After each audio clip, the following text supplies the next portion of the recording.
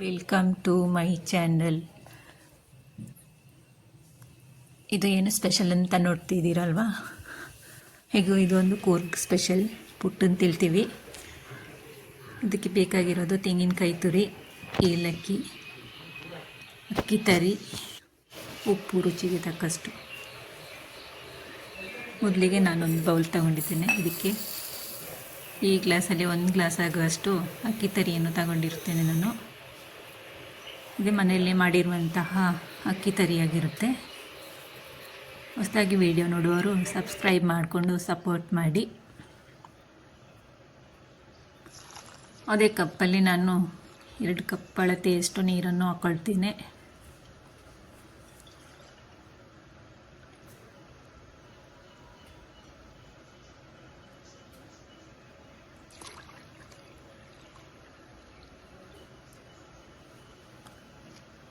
ಎರಡು ಕಪ್ ನೀರು ಹಾಕೊಂಡು ಆದಮೇಲೆ ನೀಟಾಗಿ ಈ ಥರ ಕೈ ಆಡಿಸ್ಬೇಕು.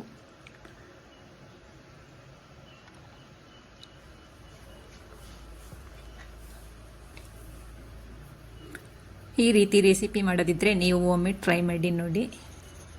ಇವಾಗ ಉಪ್ಪು ಹಾಕೊಳ್ತಾ ಇದ್ದೇನೆ. ನೋಡಿಕೊಂಡು ಹಾಕಿದರೆ ಸಾಕಾಗುತ್ತೆ. ನಾನು ಇಷ್ಟಕ್ಕೆ 1 ಚಮಚದಷ್ಟು ಹಾಕ್ಕೊಂಡಿದ್ದೇನೆ ಉಪ್ಪನ್ನು.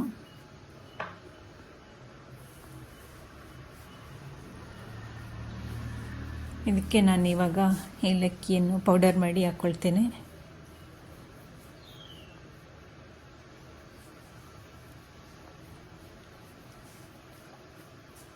ಎಲ್ಲವನ್ನು ನೀಟಾಗಿ ಮಿಕ್ಸ್ ಮಾಡಿ ಒಂದು 10 ನಿಮಿಷವರೆಗೂ ಇಟ್ಟರೆ ಸಾಕಾಗುತ್ತೆ.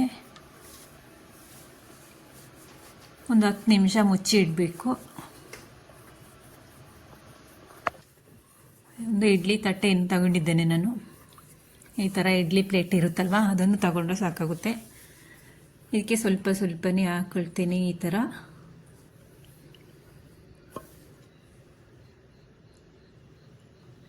ನೀವು ಈ ರೀತಿ ರೆಸಿಪಿ ಮಾಡಿದರೆ ಒಮ್ಮೆ ಟ್ರೈ ಮಾಡಿ ನೋಡಿ. ಮನೆಯಲ್ಲಿ ಎಲ್ಲರೂ ಇಷ್ಟಪಟ್ಟು ತಿಂತಾರೆ. ನೋಡಲಿಕ್ಕೆ ಸಿಂಪಲ್ ಆದರೆ ಟೇಸ್ಟಿ ಅಂತೂ ತುಂಬಾ ಚೆನ್ನಾಗಿರುತ್ತೆ.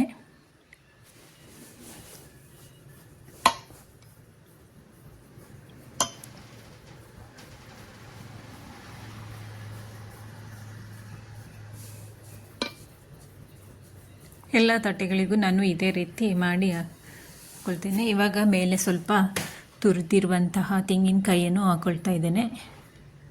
ಸ್ವಲ್ಪ ಸ್ವಲ್ಪ ಹಾಕೊಂಡ್ರೆ ಸಾಕಾಗುತ್ತೆ.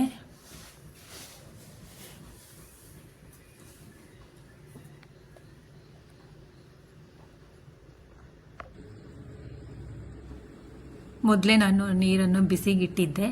ಇದು ಹಬೆಯಲ್ಲಿ ಬೇಯಿಸುವಂತಹ ಹುಟ್ಟಾಗಿರುತ್ತೆ.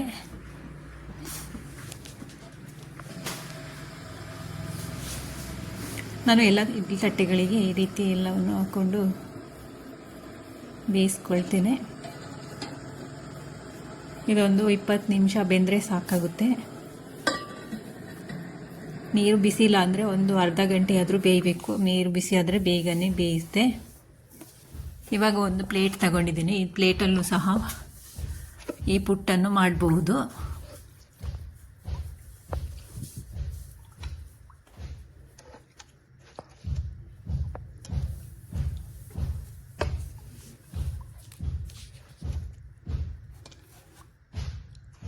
ಎಲ್ಲವನ್ನು ಇದೇ ರೀತಿ ನಾನು ಹಾಕ್ಕೊಳ್ತೇನೆ.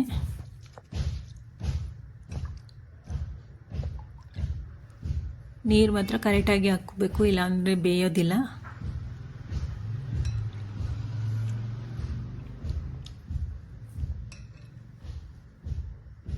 ಅಕ್ಕಿ ತರಿ ಸ್ವಲ್ಪ ದಪ್ಪವಾಗಿರಬೇಕು, ತುಂಬ ಸಣ್ಣದಾಗಿ ಮಾಡ್ಕೊಳ್ಬಾರ್ದು.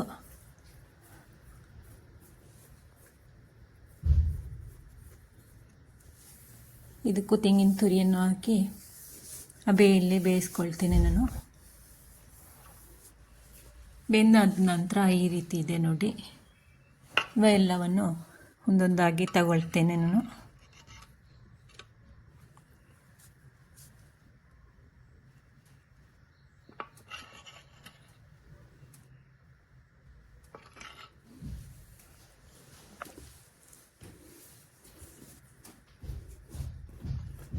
ಈ ರೀತಿಯಾಗಿದೆ ನೋಡಿ ಬೆಂದ ನಂತರ.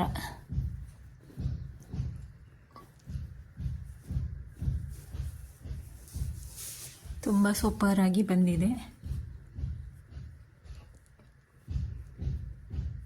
ಬೆಳಗಿನ ಬ್ರೇಕ್ಫಾಸ್ಟ್ಗೂ ಮಾಡ್ಕೊಬೋದು, ಮಕ್ಕಳ ಲಂಚ್ ಬಾಕ್ಸಿಗೂ ಸಮೇತ ಮಾಡಿಕೊಡ್ಬಹುದು. ಈ ರೀತಿ ನೋಡಿದೆ ಎಷ್ಟು ಸ್ಮೂತಾಗಿದೆ ಅಂತ. ಫೈನಲಿ ಈ ರೀತಿ ರೆಡಿ ಆಯಿತು ನಮ್ಮ ಪಾಪುಟ್, ಕೊಡಗಿನ ಪಾಪುಟ್. ನಾನು ಚಿಕನ್ ಕರಿ ಜೊತೆ ಸರ್ವ್ ಮಾಡ್ತಾ ಇದ್ದೇನೆ. ಚಟ್ನಿ ಜೊತೆನೂ ಸರ್ವ್ ಮಾಡೋದು ತುಂಬ ಟೇಸ್ಟಿಯಾಗಿರುತ್ತೆ. ಈ ರೀತಿ ಇದೆ ನೋಡಿ. Thank you for watching. ಎಲ್ಲರಿಗೂ ಬಾಯ್.